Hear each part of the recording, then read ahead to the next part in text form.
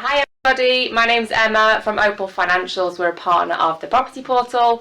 I'm here today to give you my top 5 tips when buying a property.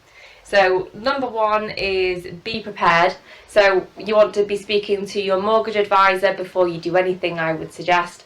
Make sure you understand exactly how much it's going to cost you, the process, the rates, the fees, everything like that that's involved in mortgaging a property. Make sure you're fully informed of what you're getting yourself signed up for.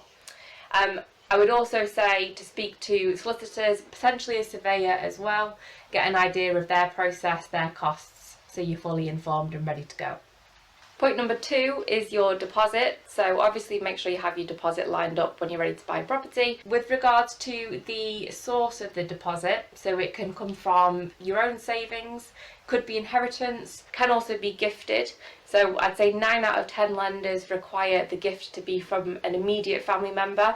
However, we do have a couple of lenders that will accept non-family members gifting you the deposit. Important to know, on top of your deposit, you also need to budget for other related fees.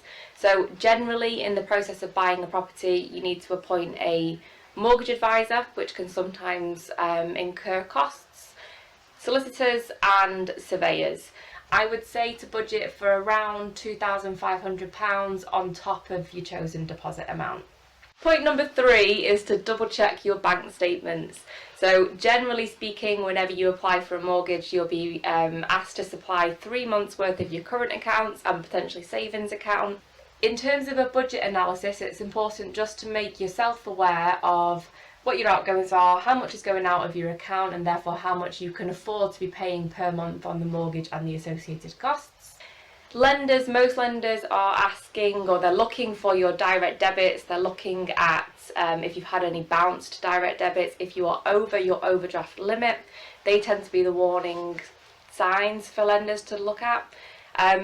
Also, just make sure there's no ill-referenced transactions on the bank accounts that could cause questions from underwriters. Point number 4 is to check your credit score and credit report.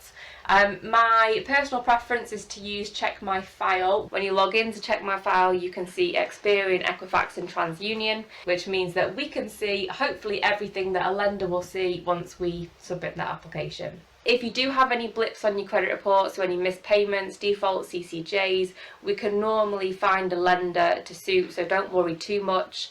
The main things that are within your control, so make sure your address is up to date on all of your credit accounts, and make sure you're also registered on the voters roll.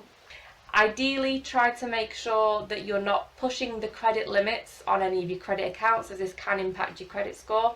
And ideally try to avoid doing too many hard footprints in the run-up to you applying for a mortgage.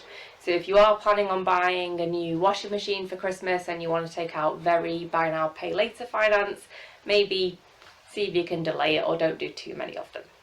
And then point number 5 is your agreement in principle.